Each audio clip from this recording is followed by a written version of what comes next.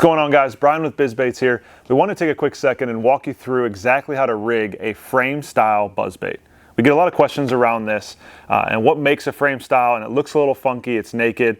The head is shaped a little bit differently, but on purpose. So let's walk you through exactly how to rig this thing.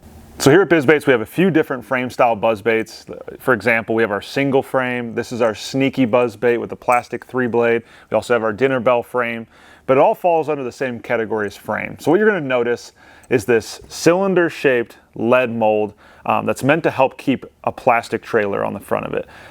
You know, when we go to trade shows and have questions around it, guys aren't sure if they should push it up just to the lead, or it seems weird, but the right way, which we're about to show you, is to actually push that plastic completely over, and the collar shape that we have designed here is supposed to bite that trailer and really hold it on well for you. So let's dive into this thing, grab one of your trailers to put on the back and show you how to rig this. All right, so we got our sneaky buzzbait here, and then I've grabbed one of our white cutter craws. White trailers in general are super popular on frame style buzzbaits, white, black, something they can really hone in on. But I got a white cutter craw here, and we're gonna show you how to rig this thing over it. So you take your white cutter craw, your frame buzzbait.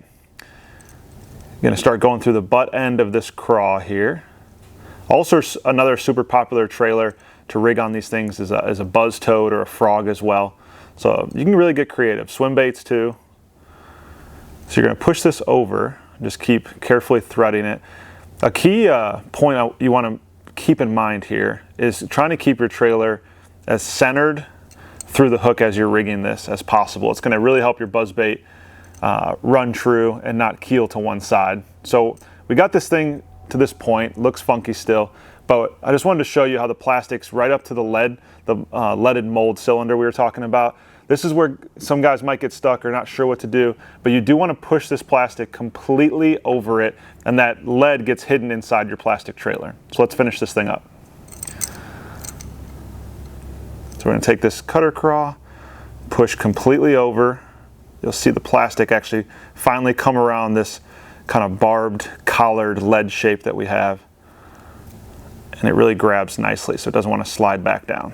So nice and straight, completely over the lead, you're ready to go. So you got your trailer arms, this one, like we said, cutter craw arms hanging off the back. Buzzbait's going to swim nicely, gives them something to really hone in on. It's skirtless, it's naked, but you get action out of your plastic trailer. So, you know, the frame style bait in general has really taken the industry by storm the last, call it 5, really 10 years, but it's really caught traction and been a popular way to throw a buzzbait without a skirt. But now you know how to rig a frame style buzzbait. All right, so you got this thing rigged up. Let's talk about the gear you should be throwing a buzzbait on in general. So when it comes to gear, you want to go medium heavy to heavy action rod, heavier line, bait casting gear if you're comfortable with it for sure. If not, spinning's all right. But most people want to throw medium heavy to heavy. You want to have that backbone to get the hook set in them, drive that hook home, get them out of vegetation or cover if that's the case where you're throwing this thing. So definitely a heavy action rod. Line wise, you know, there's an argument around fluorocarbon braid. Most of the time I like to throw braid, but either use heavy fluorocarbon, so 17, 20 pound fluoro, or if you're on bait casting gear with braid, you know, it's 50 to 65 pound braid. When people hear that number 50 to 65 pounds, it's not that you actually need that much strength in the braid.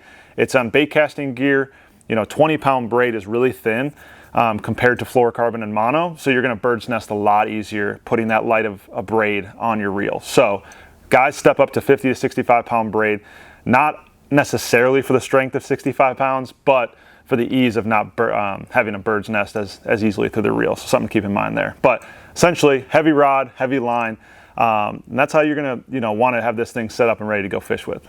All right, so you got this thing rigged up. You know the gear you should be throwing on. Let's talk about where you throw a buzzbait.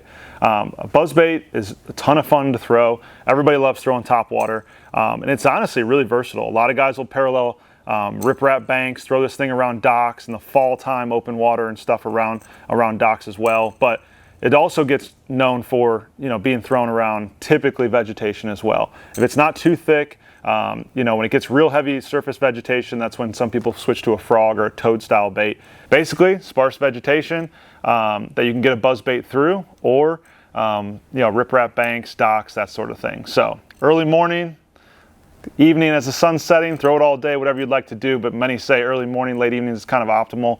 But take your buzzbait, chuck it around, have fun with it, get your heavy gear, drive the hook home, and have fun with these things.